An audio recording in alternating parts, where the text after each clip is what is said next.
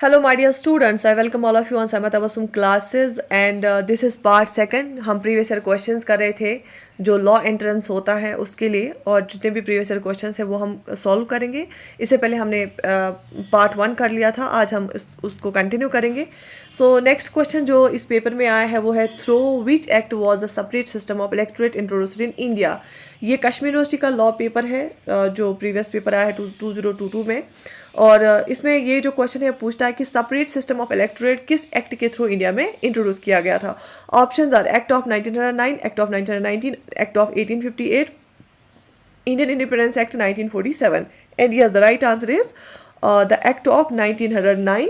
जो act of 1909 है इसको हम कम्युनल एक्ट भी बोलते हैं। ये मोरली मिंटो रिफॉर्म्स पे बनाया गया था, तो इसी के through system of separate electorate को इंट्रोड्यूस किया गया था, मुस्लिम्स को सेपरेट इलेक्टोरेट दिया गया था। ठीक है, next question is who played a pivotal role in the integration of princely states. Princely states को इंटीग्रेट करने के में, इंडिया के साथ इंटीग्रेट करने में सबसे इंपॉर्टेंट रोल किसका रहा? Jawaharlal Nehru, VP Menon, GB Pant, Sardar Patel. इसको आयरन मैन ऑफ इंडिया भी बोलते हैं। So option D, Sardar Patel is the right answer. इनका बहुत ज़्यादा बड़ा रोल रहा है प्रिंसली स्टेट्स को इंटीग्रेट करने में।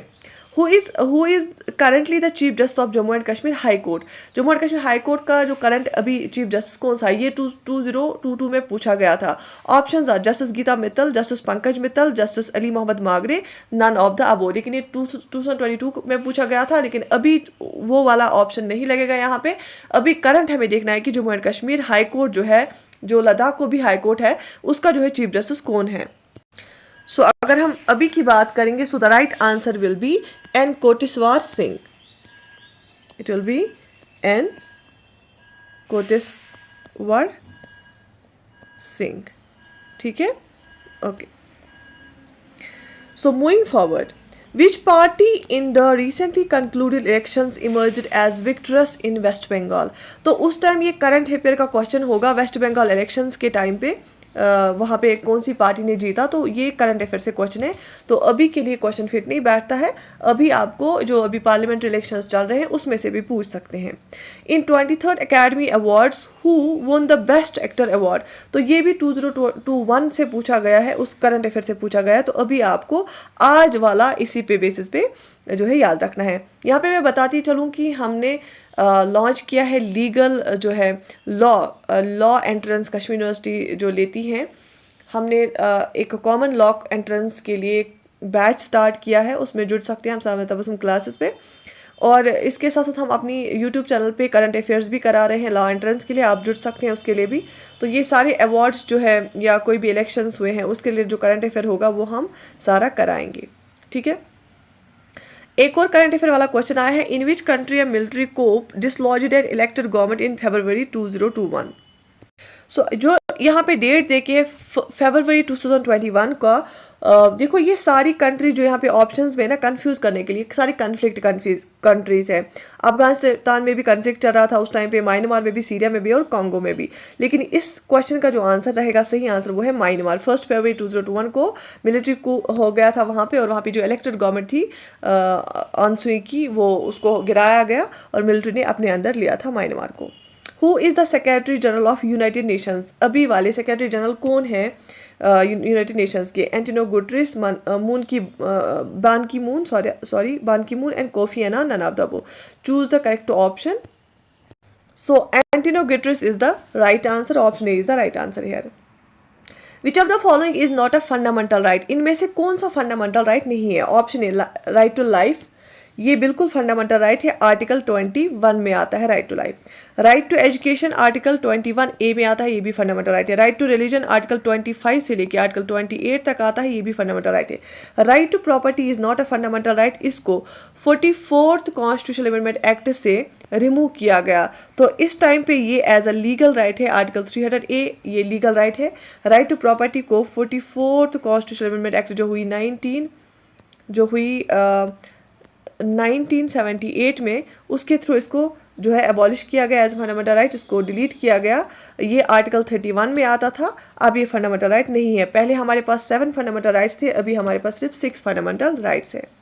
विच of the following laws in India partially allow inter religious marriages, इन पर्सनल लॉज में से इंडिया में कौन सा जो है religious law partially inter religious marriages allow करता है? अगर हम देखेंगे हिंदूज़ में हिंदू मैरिज एक्ट है 1955 वाला, वो अलो नहीं करता है हिंदूज़, बुद्धिस्ट, जैन्स और सिख्स को to marry outside these four communities.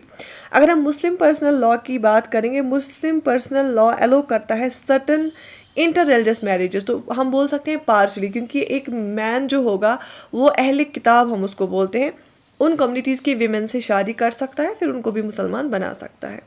Who is the supreme commander of defence forces in India? India में डिफेंस फोर्सेस का सुप्रीम कमांडर किसको माना जाता है?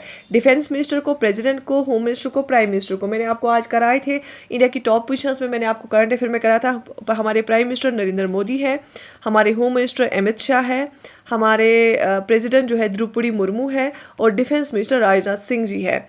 ठीक है, okay, so these four options are here, so the right answer is president acts as a supreme commander of the defense forces in India, right? Okay, next question is who among the following is the ex officio chairman of Rajya Sabha? Ex officio chairman of Rajya Sabha इनमें से कौन है? President, vice president, speaker, cabinet secretary. X officio chairman of राज्य सभा कौन होता है? होता है vice president of India.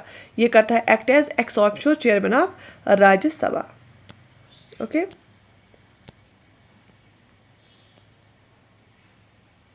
Which forum in the union territory of Jammu and Kashmir adjudicates the service matters? Service matters के डिस्प्यूट्स के लिए हमारी union territory of Jammu and Kashmir के लिए कौन सा फोरम रखा गया है? JK high court, all subordinate court, central administrative tribunal, none of the above. Obviously CAT जो होता है ना, सेंट्रल एडमिनिस्ट्रेटिव ट्राइब्यूनल, ये होता है सर्विस मैटर्स के लिए। ठीक है, which of the following writs deals with the detention of person in India? Person को अगर डिटेन किया गया होता है, इनमें से कौन सा रिट इसके लिए काम करती है? देखो, रिट ऑफ मैंडेमस होता है वी कमांड, ये कमांड करती है किसी इंसान को कि आप काम क्यों नहीं करते अपना official work. Writ of certiorari to be certified, ठीक है, कोर्ट्स पे अप्लाई होता है। तो रिट ऑफ हिबस कॉर्पस का मतलब होता है you may have the body of, जो अगर आपने किसी को डिटेन किया है, सो हमें हिबस कॉर्पस के थ्रू जो कोर्ट रिट इशू करता है, उसमें बताता है कि 24 आवर्स तक के अंदर आपको मजिस्ट्रेट के सामने इस पर्सन को लाना है। How many schedules are there in the constitution of India? Constitution of India में कितने शेड्यूल्स हैं? 9, 12, 7, 13। And yes, the right answer is option B, 12 schedules है।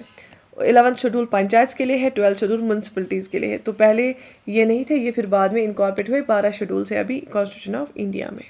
ठीक है,